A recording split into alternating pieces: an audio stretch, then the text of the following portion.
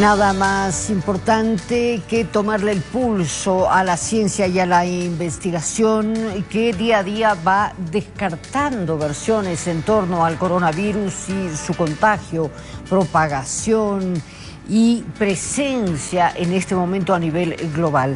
Está con nosotros el doctor Rodrigo Arce Cardoso, investigador boliviano en los Estados Unidos, a quien le damos la más cordial bienvenida al programa. Muy buenas noches, muchas gracias por acompañarnos, doctor. Muy buenas noches, María René, siempre es un placer contactarme contigo, con Estudio Abierto y con la red ATV. Es un placer hablar con los bolivianos a través de tu medio. Bueno, nosotros le agradecemos que haya cumplido su promesa de contactarse con el programa para que hablemos de estos hallazgos. Podemos decir que lo que surge en este instituto en Hong Kong con relación al recontagio del COVID, ¿es un hallazgo o una validación? Bueno, es algo que hemos estado esperando durante largo tiempo. Hace más o menos un mes y medio se ha hecho ya unos estudios exhaustivos en pacientes asintomáticos y pacientes sintomáticos, tratando de identificar cuánto tiempo durarían los anticuerpos específicos para este virus, ¿no? Hay anticuerpos específicos que circulan en sangre, que generalmente en la mayoría de los coronavirus duran alrededor de un año, pero en este coronavirus, lamentablemente, en los pacientes que han tenido síntomas graves puede durar hasta 4 meses, y en los pacientes asintomáticos, personas que han tenido síntomas leves, alrededor de 2 o 3 meses. Hay también otras respuestas del cuerpo, respuestas celulares que duran mucho más tiempo, pero que son menos específicas, están menos presentes en sangre y por lo tanto también tardan mucho más en activarse. Entonces, a partir de esas investigaciones y esperando por mucho tiempo también la información de los lugares donde podría haber segundas infecciones en China, en Europa, hemos estado pendientes de tratar de ver si esto podía demostrarse, ¿no? Es simplemente algo que estábamos esperando ver si era posible. Aparentemente sí es. Habría que ver realmente, todavía no está nada claro qué tan frecuente podría ser esto o con qué severidad podría venir una segunda infección. Esta infección específica, la del grupo que mencionas, María René, es una infección, la segunda, que fue muy leve, ya asintomática, después de que un paciente tuvo síntomas leves en la primera, en la segunda fue asintomática, ¿no? Eso no quiere decir que las segundas infecciones vayan a ser asintomáticas, pero todavía hay mucho pendiente en ese tema, ¿no? Durante mucho tiempo hemos tenido mucha cautela al respecto de las segundas infecciones, porque como tú sabes, hay virus que cuando reaccionan con el sistema inmune, la segunda infección o tercera infección puede más bien producir problemas mucho más severos que la primera, ¿no? En el tema de la inmunidad. Ese es el caso del dengue, por ejemplo, que una primera infección sí produce mucha sintomatología, pero una segunda infección puede ser mortal, ¿no? La reinfección es por otra cepa, por la misma cepa. ¿Y cuántas cepas se han identificado de coronavirus? Porque claro, te llegan informaciones que la cepa en América es más fuerte que la cepa del Asia, que no sé qué. Bueno, hay muchas cepas. ¿Cómo es esta historia?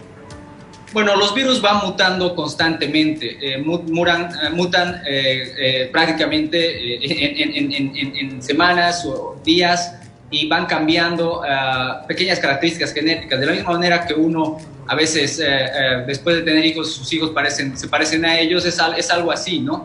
En esencia son lo mismo, pero tienen pequeñas mutaciones a lo largo del tiempo que las hacen identificables, ¿no?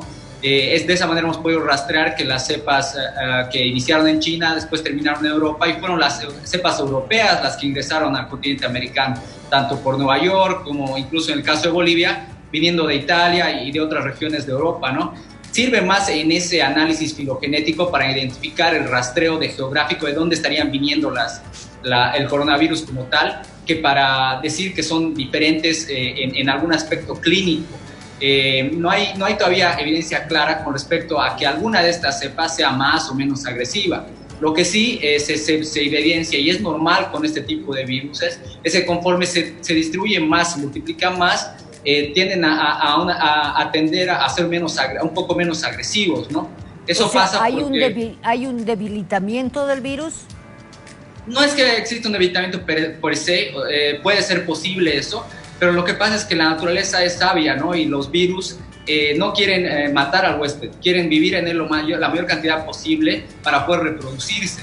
Entonces, los virus que han vivido más tiempo con los humanos o que se han transmitido por mucho más tiempo en humanos, se van acomodando a ese organismo y poco a poco tratan de disminuir su virulencia para mantener su replicación durante más tiempo, ¿no?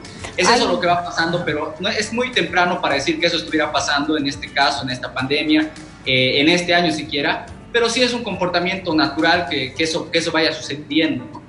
Ahora, si hablamos de este comportamiento del virus, si hablamos de la incidencia en la letalidad, ya a esta altura, cuando el orbe entero está contagiado, ¿se puede hablar de algún grupo étnico, de algún grupo sanguíneo, etario, característica física, edad, etcétera, que sea determinante para la letalidad del coronavirus?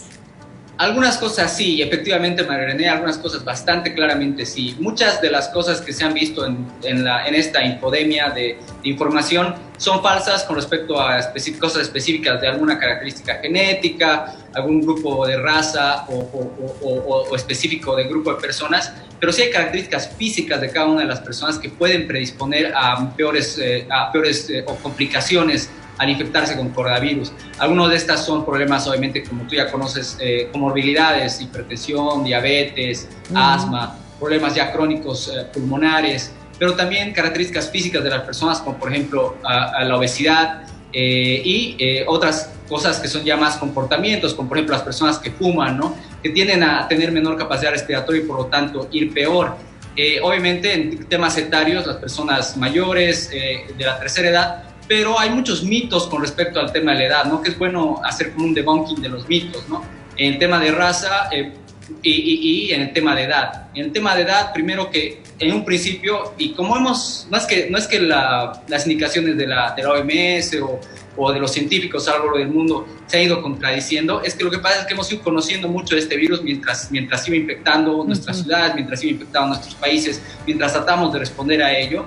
Y es de esa manera que en un principio creíamos que no tenía mucho efecto o que no tenía ningún efecto en los niños o se había muy poco efecto. El día de hoy sabemos que en un porcentaje muy pequeño de los niños puede producir una enfermedad inflamatoria multisistémica, reacción inmune bastante fuerte que puede ser mortal. Sabemos que la gran mayoría de los jóvenes que a pesar de que en un momento creían que eran inmunes en el sentido de que no iban a tener complicaciones serias, mientras más estudiamos vemos que alrededor de muchos de ellos, incluso con síntomas leves, pueden tener todavía síntomas o daños a lo largo del tiempo, ni siquiera en el... O sea, hay secuelas, hay secuelas.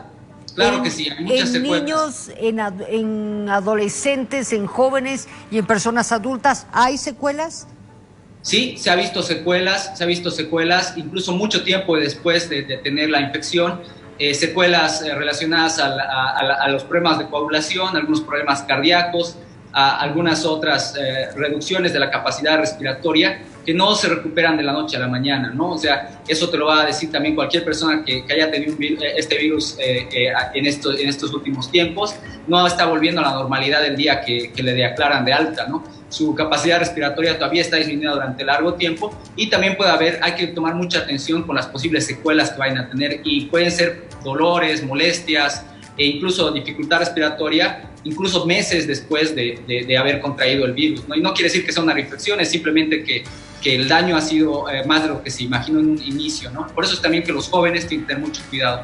Ahora, en el tema de la raza, lo que pasa es que hay varios sesgos cuando ves los datos, ¿no? Y la verdad es que, por ejemplo, en Estados Unidos, los latinos, las personas afroamericanas, son generalmente y viven en regiones mucho más pobres de las ciudades de Estados Unidos y también tienen oficios más de servicio público, tienen que trabajar, tienen que atienden en restaurantes, trabajan en la economía de servicios y por lo tanto también están más expuestos, ¿no? Eso pasa también en el país. Y es que las personas, no es tanto que sea una raza específica la que está más afectada, sino es más bien las personas más pobres y más humildes las que más golpea esta enfermedad, ¿no? Y es ahí donde hay que también tener mucho cuidado y hay que ser muy consciente que son las personas que más van a sufrir durante este tipo de eventos como esta pandemia. Le hago una propuesta, doctor. Tengo que irme a una pausa, pero me gustaría más adelante que hablemos de contagio. ¿Por qué el coronavirus se contagia tanto, tan rápido? ¿Y de cuándo a cuándo uno contagia? Los asintomáticos, ¿de cuándo a cuándo contagian? ¿Y qué pasa con las cosas que toca un enfermo de COVID? ¿Qué pasa con la habitación donde está, con el auto, etcétera? Volvemos a tocar la puerta entonces, de aquí unos 10 días, unos 15, ¿está bien? Con gusto, María René, siempre un placer comunicarme con la población. Realmente esta situación, lo que estamos viendo en este momento, te lo dije en la anterior entrevista, yo creo que requiere de mucha unidad, ¿no? El coronavirus no es la enfermedad, es un síntoma. La enfermedad es la desinformación, la enfermedad es la falta de coordinación con la comunidad, de no tratar de mantener la comunicación abierta con la población, porque eso es lo que va a permitir que vayamos más allá de este